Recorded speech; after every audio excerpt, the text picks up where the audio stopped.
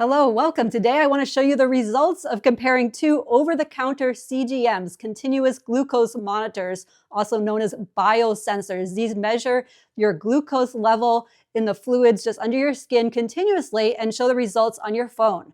And this can be great if you have pre-diabetes, or if you're worried about your blood sugar, or type 2 diabetes, or the early stages of later diabetes. It gives you a lot of information about how your blood sugar is doing and the effects of diet, exercise, stress, and sleep, and hormones. So let me first tell you how I did this. I want to be very scientific here. I put both of these CGMs on my arm, and I compared them to my medical grade CGM, the Guardian 4 CGM. I also did a blood glucose test with a Contour Next blood glucose meter, and I wrote down the results. I only did comparisons when my blood sugar was staying pretty stable, so I would get good accuracy there. And I have all the results here. I also compared the graphs on my phone to see how the graph was showing, how the graph was doing for each of these CGMs. Both of these CGMs are over the counter, which is in the United States, which is a relatively new thing, something that was not available to me in my early stages of later diabetes. This is great for anybody who is trying to improve their blood glucose, who are managing their diabetes without insulin. These are not for people using insulin to treat their diabetes. It's very clear that these are different from medical grade CGMs, which I will talk about later. They cost roughly the same amount. I bought both of them on Amazon. On the Stelo, you can only get a 2-pack. On the Lingo, you can get a 1-pack. And the Lingo is a 14-day sensor, and the Stelo is 15 days, or up to 15 days. So let's look. I have 3 examples of how the graphs look. So there are basically 3 ways that I compared them. One is I compared the actual blood glucose value to what the CGM was showing. 2, I compared the over-the-counter CGMs to my medical grade CGM. And 3, I used each of the mobile apps on my phone, and I evaluated whether the app was providing me with useful information and how the app worked, and was it helpful.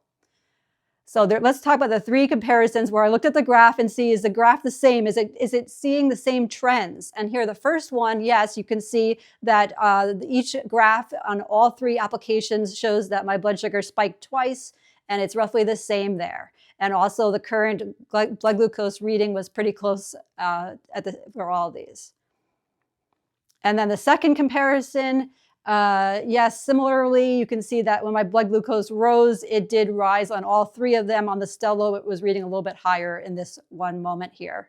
And then for the third comparison, you can see that each one of them did show a spike. Now it looks a little bit different. It's not exactly the same, but you can see that the CGMs were showing the same general trend here. And now let's look at the hard numbers here.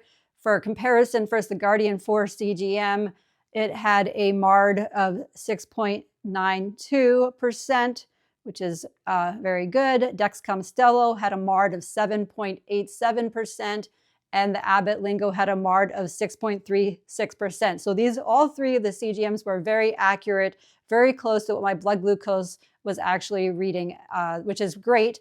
It's normal to have a little bit of a difference there because the blood glucose test is measuring the actual glucose in the blood, whereas these CGMs, they work by having a little tiny filament under your skin, so they measure the fluid between your cells, the interstitial fluid, and that takes a little bit longer time to go up and down, to adjust, not quite as fast as the glucose levels. So it's normal to have a little bit of a variation there. These all were very accurate. Okay, let's jump into the actual experience of using the Abbott Lingo biosensor. It was painless and easy to apply. It was no problem with that at all. And then, so the biggest thing here is how the different applications work and what the notifications were. So on the Lingo, I got a notification, "Good morning, Linnea. Let's see your data from yesterday and plan to have a great day." So it was very positive and encouraging. And then the Lingo has something called the Lingo Count, and it came up with a Lingo Count target based on what other people usually achieve. Now, this is a unique formula that Abbott came up with to give you feedback on how well you're doing. They look at the spikes and give them counts and try to tell you that you should aim for a certain Lingo count. Honestly, I found this to be quite confusing, but I could see it could be a good motivating thing, like, oh, you did better than yesterday. There's a close-up here of the graph. The graph was very detailed. I could go to any moment and it would tell me my blood glucose reading. The Lingo gives you your reading, I should say, your interstitial fluid reading. It's not actually the blood, but it gives you their glucose reading every single minute, whereas the Stelo was only every 15 minutes. So it was more frequent on the Lingo. And then, yeah, it gave me this Lingo Count, and then it showed me how I was doing every day. And then it offered challenges that I could do and different habits I could try. And these were really good if you were trying to have better eating habits, exercise more. It suggested maybe closing the kitchen after dinner, which is great. The kitchen's closed. You don't need to snack or eat anything more. You had your dinner. So different behavior type ideas. They had those suggestions, different challenges you could do, and you could keep track. Did you do those every day? And then it would have a let's check in with you and see how you feel about how you're doing with your nutrition and your movement and your sleep quality. So the Lingo had lots of positive feedback. One of the limitations of the Lingo is that the top level that it will tell you about is 200 milligrams per deciliter, whereas the Stelo will go up to 250 milligrams per deciliter. Also, the Lingo does not have any way to customize the range. So it was a fixed range between 70 and 140 milligrams per deciliter. It says in their literature that usually healthy people have their glucose in this range most of the time.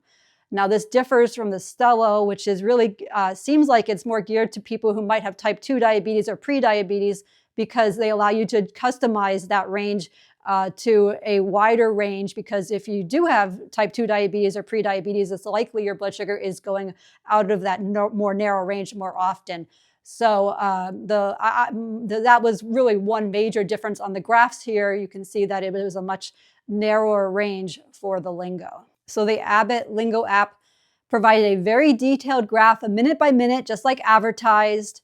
It highlighted spikes, and it allowed me to log events so I could see what maybe caused the spike. I could log if I ate something or did something or was feeling particularly stressful, because stress can really impact glucose levels. There's no real complaints on the app. The only thing is the Lingo Count was confusing to me. There was even some language that said, oh, if you don't get your Lingo Count, that's fine, because, having a lower Lingo Count number means you're not spiking, so that's not bad, which is kind of confusing. There was this goal that you should not go too high, but on the other hand, it was like, oh, well, if you don't spike, that's also good. So I felt like the Lingo was really focused on being very positive and encouraging, and it was really aimed at people who do not have diabetes to the point where their blood glucose is going out of range a lot, because you could not adjust that range. For me, the sensor lasted 13 days. Abbott does say that they will replace the sensor if it doesn't last the full 14 days. So that's great. If it ends early, possibly you can get another replacement one for free. Overall, if you want a CGM that really is giving you positive feedback, has up to the minute information, the app worked great on Android, and they have one for iOS as well. There were 2 times near the end where it lost the signal for some reason. I did have to restart my phone in order to get it working again. Minor inconvenience there. The Lingo does not give any alerts about low blood sugar. This is not meant for anybody who is using insulin. It's really meant for healthy individuals who are trying to improve their health. Abbott is the manufacturer of other CGMs for people with diabetes. So if you do want a CGM that sounds alarms and warns you about low blood sugar, definitely talk to your doctor about getting a medical grade CGM. Okay, let's talk about the Dexcom Stelo. Dexcom also makes CGMs for people with diabetes, but this is their over-the-counter one for people who are over 18 and do not require insulin. The application, when you first install the Stelo app, it says, what are your health goals? And it lists all the possible reasons you might be wanting to track your blood glucose, such as, do you want to manage your weight, manage your glucose levels, resist cravings? I guess if you feel like you need to eat that sugary sweet thing and you know what's going to spike your blood sugar, seeing that feedback might help you to resist those cravings. Reduce your disease risk, increase your energy, optimize sleep, manage stress. And they also gave you the option, if you're just curious, it's perfectly fine to try this out to learn more about yourself. And I learned so much when I first tried a CGM, and still today, a CGM is just invaluable. So much data and information. It's really great because people are finding out how what they eat affects their blood sugar and their health, and remarkable insights into your body. So the Stello has something called spike detection, and it will show you a notification that a spike started. And then it will ask you, what were you doing around that time when the spike started? And you can choose that you ate a meal or you did some activity and log that to connect what your behaviors were before the spike. And then it also can detect a spike pattern. And in my case, it said that your glucose started spiking between 7:05 and 8 p.m. every evening, January 3rd through January 5th. So that's helpful information, and I can think about, was there something I was doing that was causing that spike that maybe I want to change for better health? So very much focused on spikes. There's notifications that come up on your phone. And also the Stello, which is different from the Lingo, is the Stello uses a industry standard metric, the same metric that the medical grade CGMs use, which is time in range. What percentage of the day were you in that range? And it gives you feedback. In this example here, I was 89% time in range yesterday. And it does let you completely customize it. It lets you, the default is the same as the Lingo for people who are healthy, non-diabetic people, 70 to 140 milligrams per deciliter. And then time in range, 70 to 180 milligrams deciliter. If you have type 2 diabetes, you could select that range is what it suggests, or you can customize it to something that is ideal for you. So you can create a target range and see how much of the time you can stay in that target range. The Stelo let me know ahead of time when it was about to expire, and it also told me there was a 12-hour grace period. For me, this one did last the full 15 days. In their literature, I think it says something like 70-some% of people that only lasts the full 15 days for like 70-some% of people. It's not all people that it lasts, or all sensors that last the full 15 days. So there is a chance that it won't last the full length of time, and they do acknowledge that. I also got a notification on my watch as well. That day I was doing better, 94% time in range. And this was in the range that I had customized for myself. So in summary, both of these sensors were very accurate. They were also small, they were very similar in size. They were both easy to apply. In this case, it was painless. I couldn't say if it's always going to be painless, but it did not hurt this time for me, and it was not difficult at all to install on my arm. The Lingo has a fixed range. You cannot change that range, fixed between 70 and 140, whereas the Stello, you can customize that range. The Lingo uses something called the Lingo Count metric to help you tell you, oh, you should get a better Lingo count. I found it to be confusing. It's unique to the Lingo only. Whereas the Stello uses industry standard metrics, time and range. The Lingo will only measure up to 200 milligrams per deciliter. The Stello will go up to 250 milligrams per deciliter. The Lingo updates every single minute. The Stello updates every 15 minutes. And then there's a warm-up period. So actually, these sensors work better after they've been in your body for a while. And initially, when you first put the sensor in, it can be a little bit less accurate. For the Lingo, it's 60 minutes until it starts giving readings, and the Stello, it's only 21 minutes. Both of these are relatively short time periods. For the Guardian CGM, it's 2 hours. So I think that was a plus there. Note these are very, very different from the medical grade CGMs. Not different because of accuracy, but different because of their features and such. So the medical grade CGMs are for people who are getting low blood sugar and need a warning that they're going to go low, or for people who need insulin and are using insulin pens or an insulin pump. And some of the CGMs, like the one I use, the Guardian 4 CGM, actually connects wirelessly to my insulin pump, and my insulin pump does automatic insulin adjustments based on this information.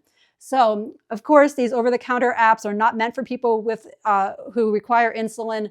So these over-the-counter CGMs do not do any of this. they specifically, if you are somebody who gets low blood sugar, and this is probably not the right one for you, you should probably get a medical CGM that will beep an alarm and let you know that your blood sugar is low. Also, medical grade CGMs can also beep an alarm when your blood sugar is high. And it can also, some of them can also tell you 20 minutes before you're going to go low or 20 minutes before you're going to go high. So they give you a warning system. Way different. And also just the whole experience is different. If you have type 1 diabetes or later diabetes and you're treating it with insulin, insulin is difficult to dose. So you do tend to get spikes because it's hard to get that timing right. So spike detection, in some cases, the spike could be because, oh, I went low because I got too much insulin and then I ate something with sugar in it to raise my blood sugar and now it detected a spike. Now, a medical grade CGM knows that this is the challenges of treating diabetes with insulin. So it's very different in how it presents the data.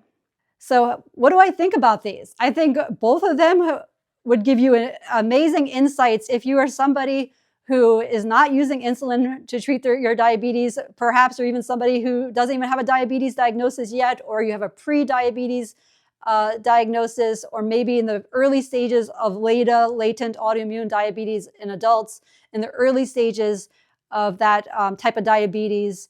Often people can improve their blood glucose through behavior changes, changes in exercise and eating. And I think both of these would be very, very helpful for somebody who is trying to improve their lifestyle, their diet and exercise.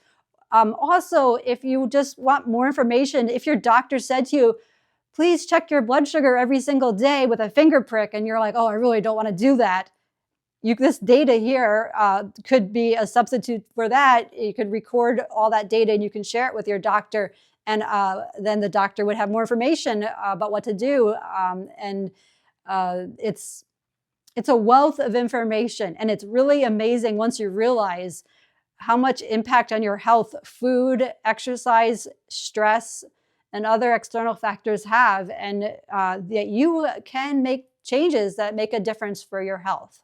So if you want to give these a try, I put links in the description of this video to where you can buy these. I am not sponsored by either company.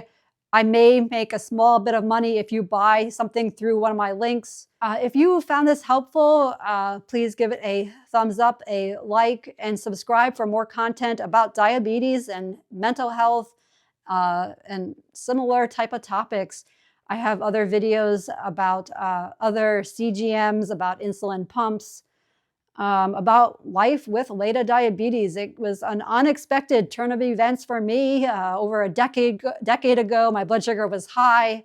I lost a whole bunch of weight. I was having classic diabetes symptoms of peeing all the time. Diabetes is very, very serious condition.